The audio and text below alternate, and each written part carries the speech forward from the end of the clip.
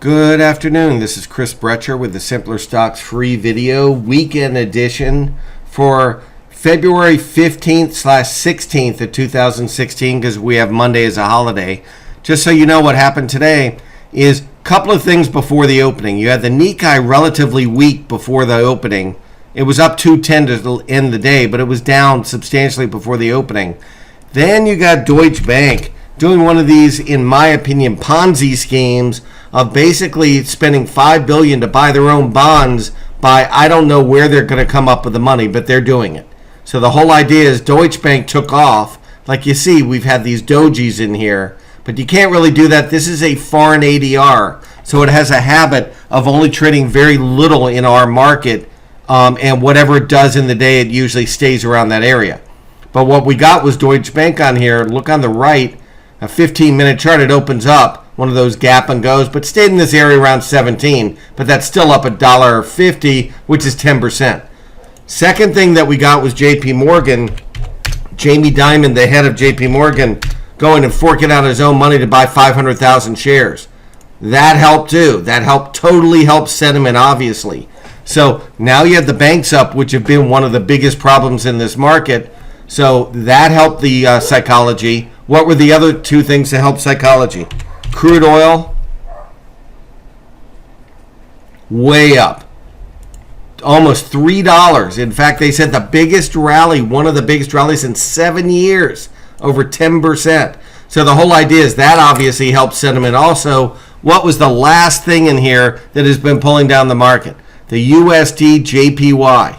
So look at the Japanese futures, and they rallied today, and that helped the market as well. Now, one thing to me that I find absolutely fascinating in this is that the market wasn't up more.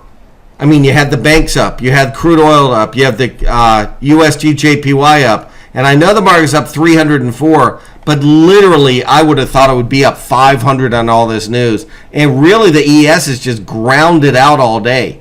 It wasn't like this spectacular rally. In fact, look at the Nasdaq. Usually the way it works, look at the ESs here on the left are 1859. And notice the NQs are 4,000. So usually the NQs go up at least twice the amount of the ESs because it's twice the index. The NQ all day underperformed, only up 45 relative to the ES being up 34. What is the reason for that? The ES is composed of the banks and the oil stocks. And so those were the big movers today. That's why the ES has acted better. So actually what we got was almost like a rotation. You had the bonds down today. So a rotation out of bonds, if I'm right, and you had gold down $8. As you see in here, down $8. Then you had the banks up, the oil stocks up, oil up. What are they going to rotate out of? The Nasdaq stocks, and that's why the Nasdaq was only up 45. So that's the way this went. Now, what do you have for next week? Number one, we were showing on the Simpler Stocks premium chat an hour before the opening. We were showing about the reversion to the mean trade. And what I mean by this is, look on the left, you have gold. Look on the right, you have the bonds. And there are algorithms out there that target when a price of a product is too far from its 9 EMA. Combined with that, those reversal candles you see there, and those are ripe for a correction when you see something like this. To give you an idea how this works, on the left is gold. On the right, I'm going to put Facebook. Look at this textbook pattern back here, where Facebook not only was far from its moving average, and you don't just blindly short on that. You wait for the reversal signal, which was the doji, the rest of the group getting murdered like Google and Amazon, and that was your tip-off that at the minimum it was going to go to its 9 EMA. What do you have on gold on the left? You have that it's so far from its 9 EMA. I go on probabilities, and when something's that far away from it, the probability of buying and making money is very low.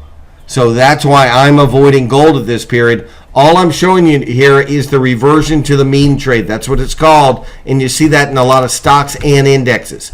Check this out with the USD JPY again. Notice how far that got from it. Doesn't mean it can't go lower, But the point is that it usually consolidates for a while this blue line comes down here and sort of meets it, so to speak. So what I'm looking for there for next week, I want you to show a different index. This is the FXY. So this is basically just the yen.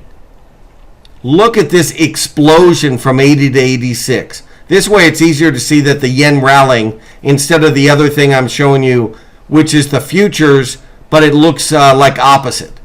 Put this on a weekly, and this to me looks real ominous.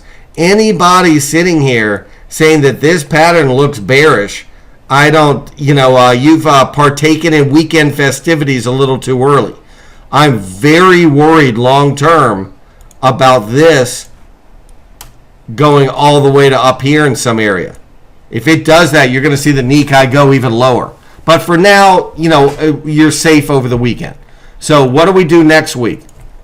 Number one, the first thing I do when I see this is I want to see if the daily charts of like the ES or the NQs have formed an overbought condition. As you can see on here, they just started going up. So the whole idea, and they have a squeeze. You had a squeeze on the ESs. The NQs had a squeeze to the downside, which actually doesn't look like it worked. But the whole idea is you still have these bear flags in here. You still have, they haven't worked off, and they haven't met their downside expectations with a head and shoulders top.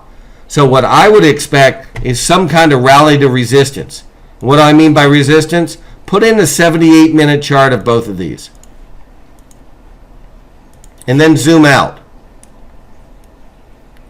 Now you can get the idea of what might happen. I'm not saying it's going to. Yeah, the resistance of the ES is obviously right here.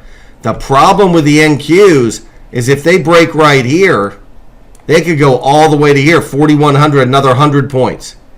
So now you see the line in the sand in here, the resistance right here, and the resistance right here. I wouldn't be surprised to see it go there first. On the premium side tonight, we're going to talk about the individual stocks, the FANG stocks, and how they acted today. We're going to show some objectives of where the bank stocks could go, and we're going to go over just if there was any unusual option activity today. So like you know, we have a $7 30-day free trial. $7 30-day trial. And basically, we've had over 1,000 people take us up on it. And our retention rate of who then goes on to go for the $79 a month has been huge. It's about 4 times the industry average. So I guess we're providing pretty good content.